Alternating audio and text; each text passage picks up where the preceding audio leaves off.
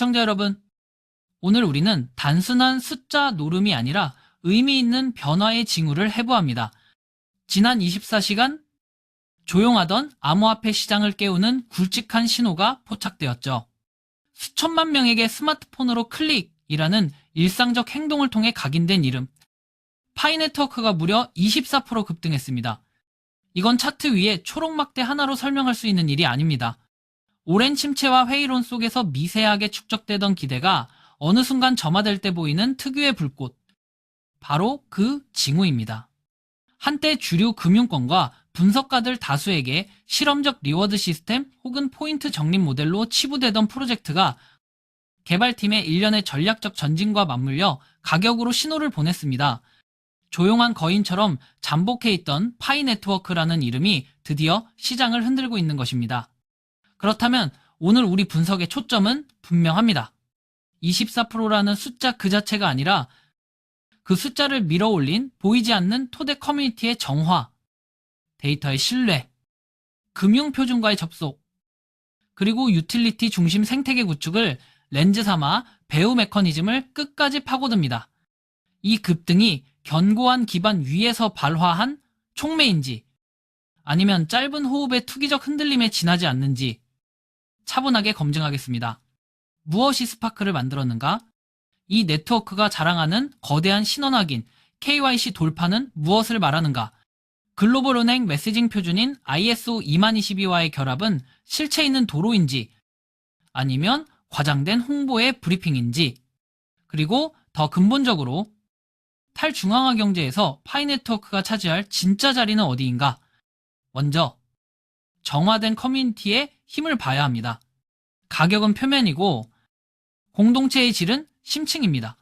10월 22, 23일 파이네트워크는 AI 기반의 새 신원 확인 시스템을 전개했습니다. 생체 인식과 신원 데이터를 교차 검증해 실제 인간 사용자를 판별하는 절차였고 결과는 즉각적이었습니다. 단기간에 336만 명이 전체 KYC를 마쳤고 그중 269만 명이 자산의 메인넷 마이그레이션을 완료했습니다. 이건 단순히 숫자가 좀 늘었다가 아닙니다. 수년간 비판자들이 내세웠던 대부분 봇 허수라는 공격 포인트를 정면으로 겨냥한 구조적 개선이자 한 사람 한 계정이라는 철학을 기술로 현실화한 사건이죠. 현재까지 KYC를 통과한 누적 사용자는 이 100만 명을 넘겼고 총 이용자 약 500만 명 대비 확인율이 의미 있는 임계치를 넘기기 시작했습니다. 이것이 왜 크게 들려야 할까요? 파이네트워크가 주장해온 핵심 가치는 네트워크 효과였고 네트워크 효과는 실제 사람이 모여야만 비로소 힘을 갖습니다. 확인된 이 100만 명은 그 자체로 세계 최대급의 검증된 웹3 사용자 풀이며 이는 D앱 개발자들에게 즉시 접근 가능한 실사용자 기반이라는 매력적인 그라운드를 제공합니다. 더불어 단 하루 만에 중앙화 거래소에서 117만 개 이상의 파이가 인출된 정황은 심리의 변화를 드러냅니다. 단타의 칩이 아니라 메인넷 지갑으로 가져가서 쓰거나 장기 보유할 자산으로 보는 태도 전환, 즉 신뢰 회복의 물리적 표현입니다.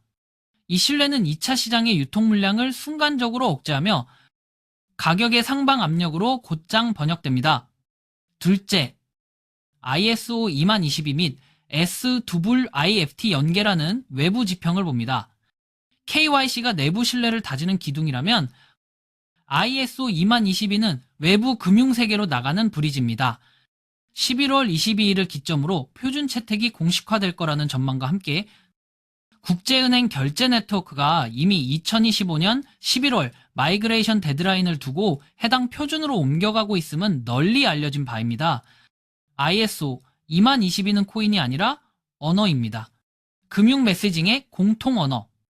더 구조화된 데이터와 풍부한 문맥을 담아 AML KYC 준수와 데이터 상호 운용성을 향상시키는 인프라 언어죠. 지금까지 이 트랙에 맞춰 설계되었다고 주목받아온 자산은 XRP, XLM 등이 대표적이었는데 파이가 여기에 합류한다는 건 우리는 트레디파이와 적대하지 않겠다. 그들과 연결되는 효율적이고 투명하며 저렴한 결제 레일을 제공하겠다라는 포지셔닝의 선언입니다. 특히 OKX와의 KYB 통과, 그리고 파이, 스위프트 연계 및 국경 간 은행 활성화 관련 언급은 데스크톱 위의 백서 문장을 실제 운영 레벨로 끌어내린다는 신호로 읽힙니다. 파이는 스텔라 합의 프로토콜 SCP 기반의 에너지 효율성과 안정성을 토대로 이 금융 친화적 프로토콜 위에 1, 2 신원 검증된 사용자 군집을 갖추고 탄 글로벌 표준 언어를 채택하는 3점 결속을 완성하려 합니다. 이것은 단순한 기술 쇼케이스가 아니라 전통 금융과 크립토 간의 상호 운용성 시대를 선점하려는 전략적 도박입니다. 셋째, 투기보다 유틸리티라는 선택입니다. 파이 네트워크의 폐쇄형 메인넷 전략은 외부에서는 종종 답답함으로 읽혔습니다. 왜 상장을 미루는가? 왜 외부 유동성을 열지 않는가? 라는 질문이 끊이지 않았죠.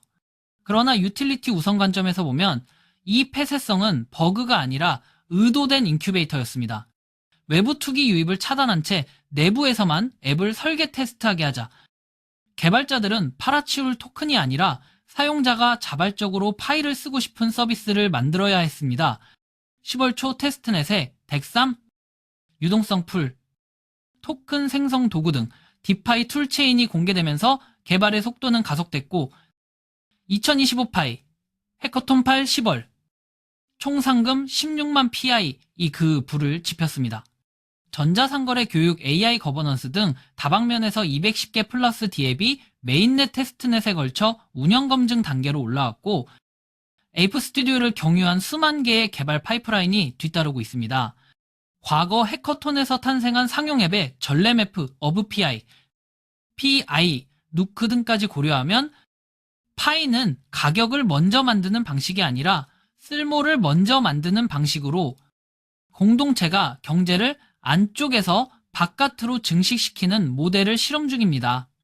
이 과정은 투기적 가격 시그널보다 더 느리고 더 피곤하며 때론 지루합니다.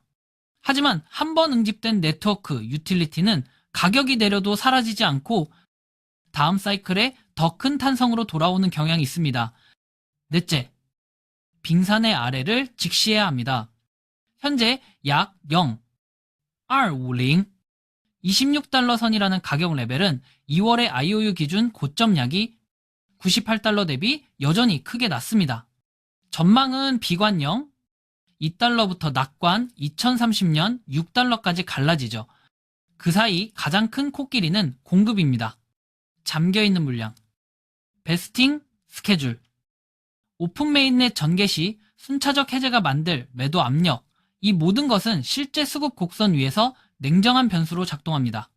코어팀이 스케줄 인센티브 스테이킹 유틸리티 수요로 어떻게 흡수 장치를 설계하느냐가 가격 안정의 생명줄이 될 겁니다. 유동성도 과제입니다. 바이낸스 코인베이스 등 최상위 거래소 상장 부재는 주류 자본의 참여 문턱을 여전히 높게 만듭니다. 규제 지리적 집중도 또한 리스크입니다.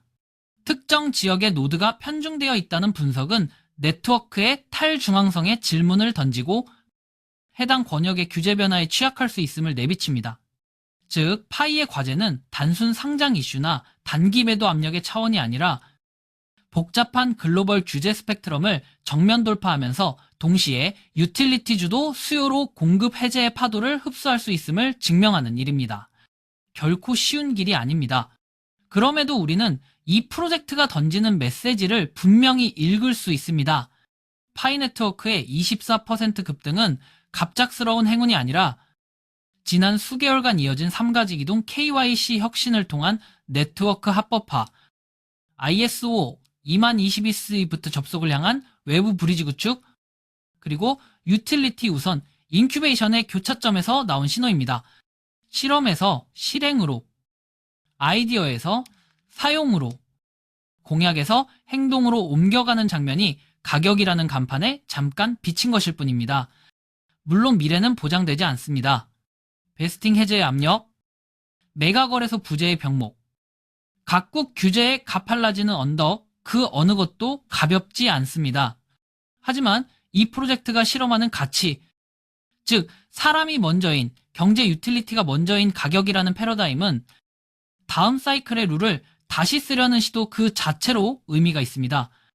여기서 중요한 가정을 하나 더 얹어보겠습니다. 11월 22일 이후 표준 채택 연계 테스트가 실제 결제 흐름과 접속한다면 그 순간부터 파이는 단순한 체인 이름이 아니라 데이터 결제 문법을 공유하는 네트워크 노드로 인식되기 시작할 겁니다. 개발자 입장에선 확인된 이 100만 사용자와 금융 친화적 메시징이라는 두 개의 견고한 벽돌이 쌓이니 앱을 얹을 요인이 커집니다. 사용자는 이미 CEX에서 자산을 메인넷으로 가져오는 선택을 실행으로 보여줬습니다. 남은 것은 실제로 쓰는가입니다. 전자상거래 정산, 마이크로 페이먼트, 온체인 멤버십 게임 이코노미 같은 수요가 생활동선에 스며드는 순간 가격은 결과가 됩니다. 사용 곡선이 가격 곡선을 딛고 오르는 게 아니라 사용 곡선이 가격 곡선을 끌어당기는 모양새로 바뀌죠. 끝으로 이 급등이 우리에게 던지는 질문을 다시 적어봅니다. 파이 네트워크는 커뮤니티가 주도하는 새로운 통화 질서의 여명일까요? 아니면 주기적으로 찾아오는 기대의 파문일까요? 지금으로선 어느 쪽도 아닙니다. 그보다는 거대한 검증의 과정에 가까워 보입니다. KYC로 공동체의 질을 다지고 ISO 20022로 외부 언어를 익히고 폐쇄형 인큐베이션으로 유틸리티를 잔뿌리처럼 심는 과정. 이 3가지가 함께 작동하는 시간이 조금 더 필요합니다.